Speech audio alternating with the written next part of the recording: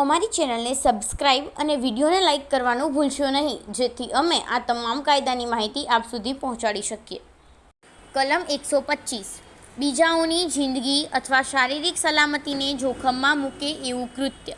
જે કોઈ વ્યક્તિ મનુષ્યની જિંદગી કે અન્ય વ્યક્તિઓની શારીરિક સલામતી જોખમમાં મુકાય એવી બેફામ રીતે અથવા બેદરકારીથી કોઈ કૃત્ય કરે તેને 3 મહિનાની મુદત સુધીની બેમાંથી કોઈ પ્રકારની કેદની અથવા 2500 રૂપિયા સુધીના દંડની અથવા તે બંને શિક્ષા કરવામાં આવશે. પણ એ વ્યથા પહોંચાડવામાં આવેલ કોઈ ત્યારે તેને 6 મહિનાની મુદત સુધીની બેમાંથી કોઈ પ્રકારની કેદની અથવા 5000 રૂપિયા સુધીના દંડની અથવા તે બંને શિક્ષા કરવામાં આવશે. બી.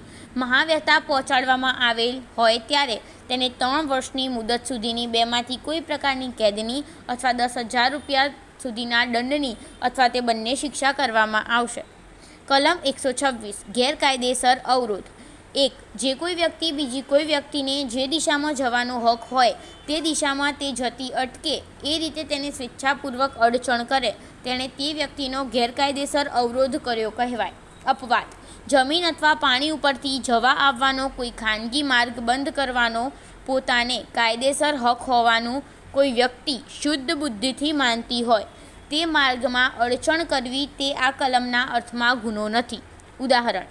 જ્યાં થઈને જવાનો જને હક હોય તે રસ્તો બંધ કરવાનો પોતાને હક હોવાનું શુદ્ધ બુદ્ધિથી પોતે માનતો ન હોવા છતાં ક તેમાં અડચણ ઊભી કરે છે. આથી જ ત્યાંથી પસાર થઈ શકતો નથી. ક ઝનો ગેરકાયદેસર અવરોધ કરે છે. 2.